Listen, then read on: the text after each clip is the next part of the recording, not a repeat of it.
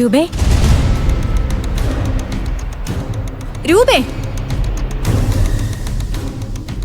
രൂപവതി, രൂപവതി, നീ എവിടെയാണുള്ളത്? നാം ഇവിടെ കാത്തു നിൽക്കാനല്ലേ നിന്നോട് പറഞ്ഞത്? രൂപവതി,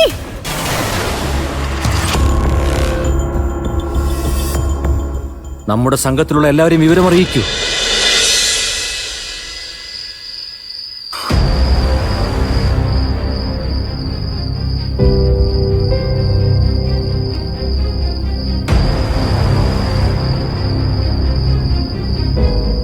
നിങ്ങൾ ആരാണ്?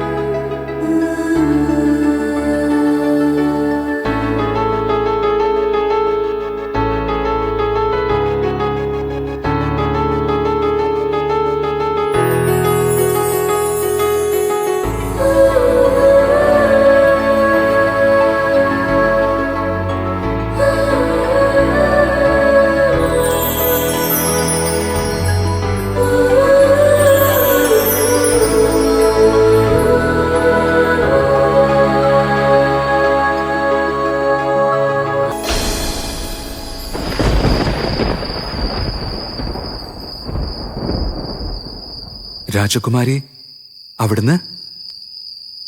നാം നിന്നെ തിരഞ്ഞാണ് ഇവിടം വരെ എത്തിയത്.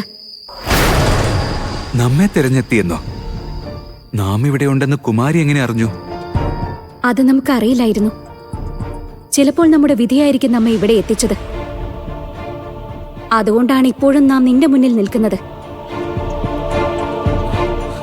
നോക്കൂ, അവിടുന്ന് ഈ രാത്രിയിൽ ഇങ്ങോട്ട് വരുന്നത് ഒട്ടും ഉചിതമായ കാര്യമല്ല. വേഗം തിരികെ പോയാലും. അപ്പൊ നീയോ? എന്താ നീ ചെയ്തത് ശരിയായിരുന്നോ? നാമോ? നാം അതിനെന്താ ചെയ്തത്? അന്ന് രാത്രിയിലെ അന്ധകാരത്തിൽ കൊള്ളക്കാരെ പോലെ അതിക്രമിച്ചു കടന്നത് ശരിയായ പ്രവൃത്തിയാണോ? നിന്റെ ഉദ്ദേശം എന്തായിരുന്നു? പറയൂ, പറയൂ, എന്തായിരുന്നു? എന്താ മഹാരാജാവുമായി നിനക്കെന്തെങ്കിലും കണക്ക് തീർക്കാൻ ബാക്കിയുണ്ടായിരുന്നോ?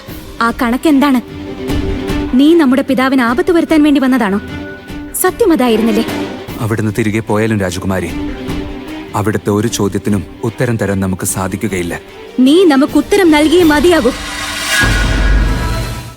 യാതൊരു കാരണവുമില്ലാതെ നീ പിതാശ്രീക്ക് അഹിതം വരുത്താൻ ശ്രമിക്കുന്നത് എന്തിനാണ്? അതറിയാതെ നാം ഇനി ഇവിടുന്ന് പോകില്ല. കാരണമില്ലാതെ ഒന്നും സംഭവിക്കാറില്ല രാജകുമാരി. നാം എന്തെങ്കിലും ചെയ്തിട്ടുണ്ടെങ്കിൽ അതിന് പിന്നിലും തക്കതായ ഒരു കാരണം ഉണ്ടായിരിക്കും.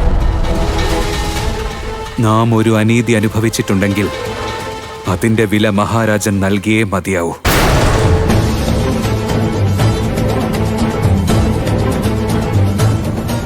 അനീതി?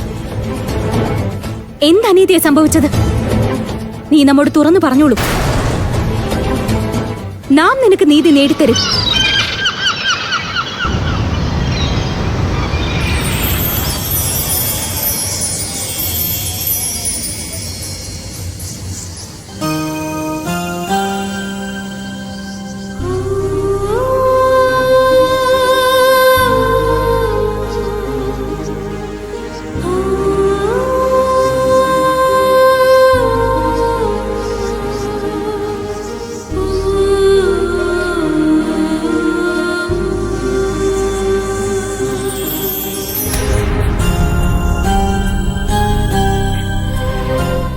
രാജകുമാരി,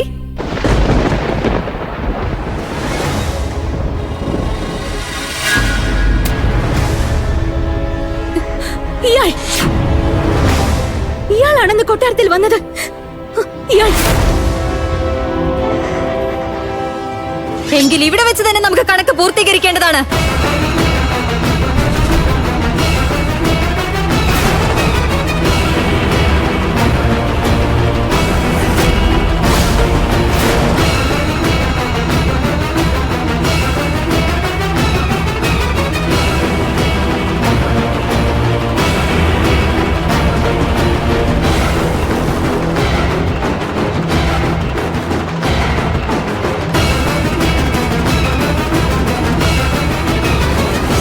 അത് ചെയ്യരുത് രഘുരാജ്. അവർക്കൊരു ആപത്തും വരുത്തരുത്.